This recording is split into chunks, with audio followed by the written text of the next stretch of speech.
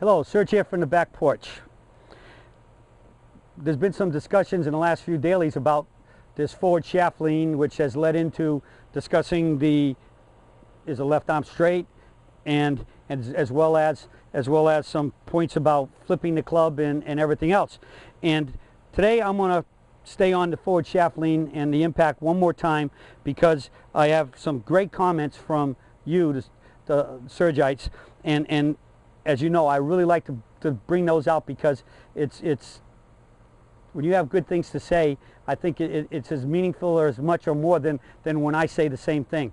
And so we have our first comment will come from Eduardo, and he says, there are a lot of concepts out there that do not necessarily represent the truth according to the Serge swing, though they may apply to some other swings.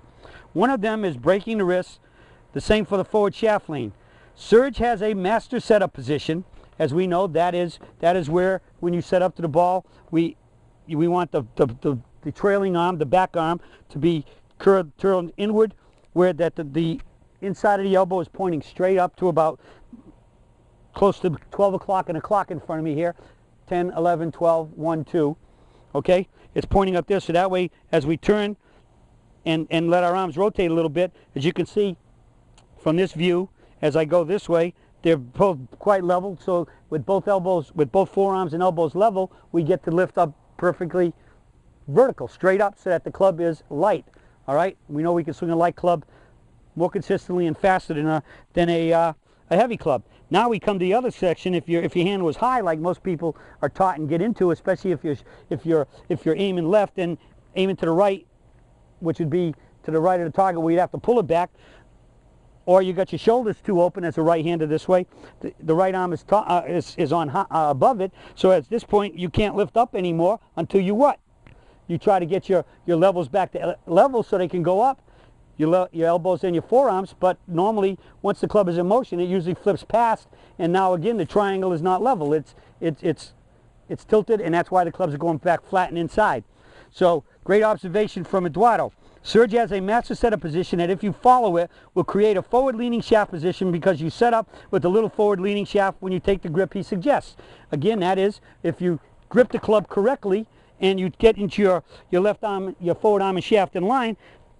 As I've said many times, at the ball position will always be, the ball will be lined up with about the V in your bottom hand, and because, as we saw in the other article, the other daily, that this forward shaft lean built into the club when it's sold properly.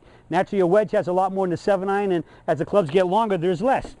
So it's automatically built into the club if we set up correctly. If you have your hands with a cup wrist and your hands are back, you don't have shaft lean to begin with. So that means on the way down you have to create it. But if you start from this position, all you have to do is keep it. The hands will get there first for the club to just, when you release it, the club gets to the ball, and then we swing through. So it's built in with the proper setup. Again, as I said, if you have cupping and the shafts back, you don't have the lean. And then some people get in here, and even in their setup, they're like this. And so they got too much. And so what they have to do is they have to try to stop the lean, and there comes or reduce the amount of shaft lean, and there comes the flipping the clubs. So the proper setup, as we know, the setup determines the motion. Eduardo goes on to say, I found in my year plus of trying this swing, that if you set up right and concentrate on doing the swing the way the Serge teaches it, all these magic things happen automatically. Thank you. I couldn't have said it any better. All these magic things happen automatically, because it's the way the body's designed to move.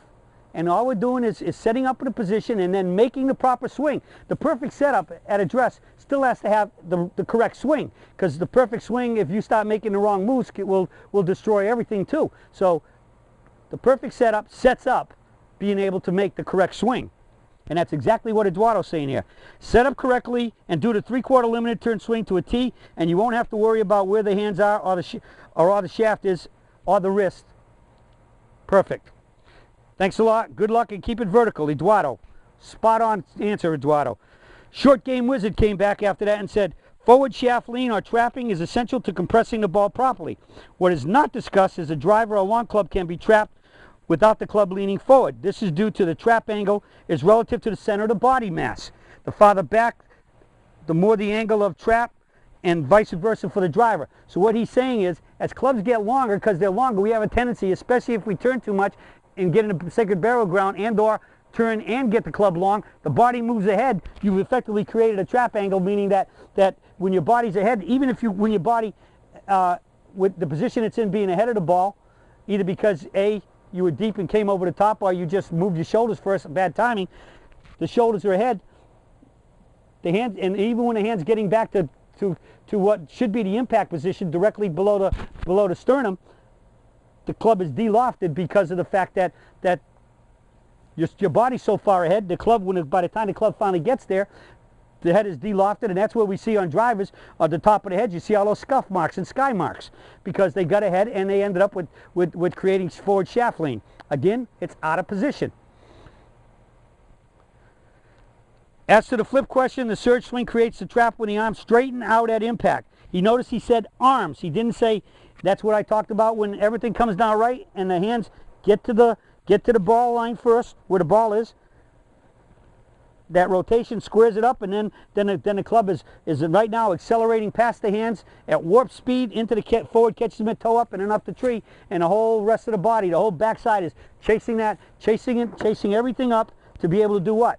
Get up there to the T finish and finish where you're facing the target with the recoil and relax. Your body and your club face and your shaft are pointing at the target. So that's what he's talking about. If you are flipping at impact, the back arm is trying to accelerate at the ball instead of swinging through the forward mitten up the tree. So again, that's the case of what's happening is if you get out of position or whatever, or you're still into hitting the ball, you're trying to hit the ball, and that's how the arms can release, and it's not one of the major causes of a flip. So